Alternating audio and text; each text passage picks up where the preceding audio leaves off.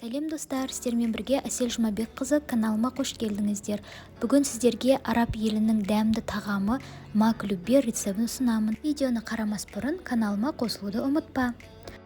Ең алдымен қажетті көкөністердің барлығын осындай жұқалап және дөңгелек етіп турап аламыз. Сонымен бірге етті де тураймыз. Менде екі түрлі ет, қой және сиыр еті. Күрішімізді жуып тазалап аламыз.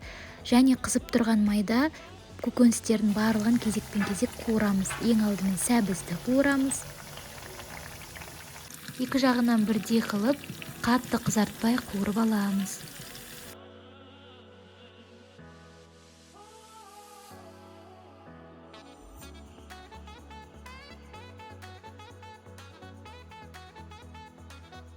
Сәбізімізді қуырып алғаннан кейін мен майға бір сарымсақты қуырып аламын. Өйткені майға сарымсақтың дәмі шығады және келесі көкөністерімізге ол жақсы дәм беретін болады. Келесі баялдымызды қуырамыз. Екі жағынан бірдей етіп, қатты қызартпаймыз.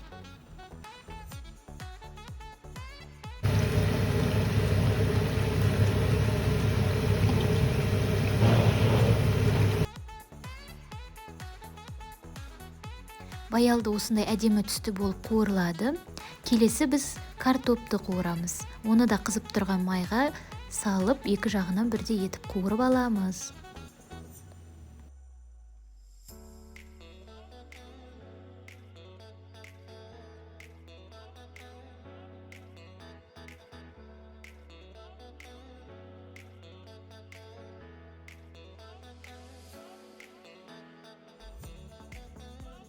Картоптарымыз мінеке қуырылып дайын болды. Енді күрішімізді де қызып тұрған майда аздаған тұз салып қуырамыз.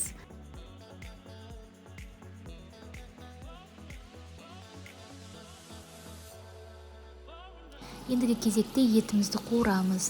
Менің еттерім қой және сиыр еті болғаннан кейін өте дәмді және майлы болып шығады. Татымына қарай тұз, қара бұрыш салып, тағы да араластырып, біраз қуырамыз. Етіміз біраз қуырылғаннан кейін үстіне пиязымызды қосып, тағы да бірге араластырып қуырамыз. Еттің бетін біраз уақыт бұқтырып жауып қоямыз. Көкөністеріміз осындай әдемі түсті болып қуырылып дайын тұр. Ендеше маклюбемізді жинай бастайық. Ол үшін қазан немесе кастрюльдің түбіне дайын болған етімізді саламыз.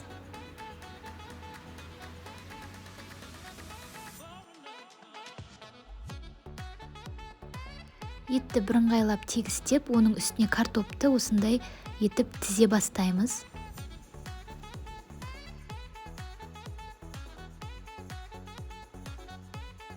Картопымызды біркелкі етіп орналастырғаннан кейін үстінен қасықпен жақсылап басып, тұз, бұрышын сеуіп, келесі сәбізді орналастырамыз.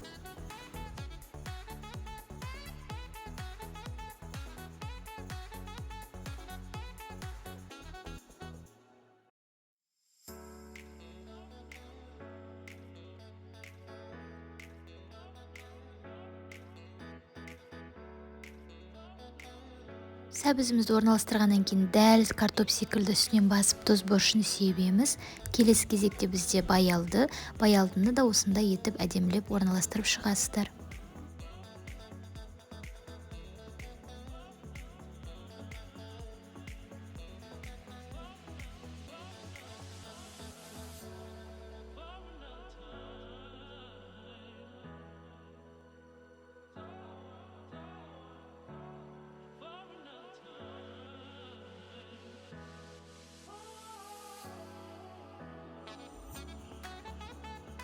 Көкөністердің барлығын орналастырғаннан кейін қуырылып дайын тұрған күрішімізді саламыз. Оны біркелкі етіп жақсылап жайып, үстінен басып, қажет дәмдеуіштеріңізді салсаңыздар болады.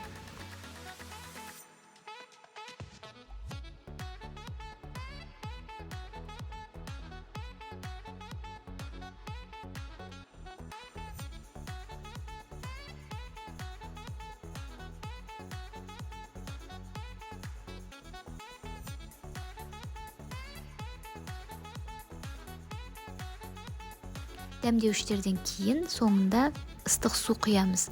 Суымыз күріштен 1 сантиметрде асып тұруы қажет. Тамағымыз дайын болғанға дейін жай отта бұқтырып қоямыз. Бір жасағаннан маклюбеміз осындай дәмді боп шығады. Барлықтарыңызға жасап көруге кеңес беремін. Айналасына қалаған салатыңызды салып, айран қосасыз. Егер видеом ұнаған болса, лайк басыңыз.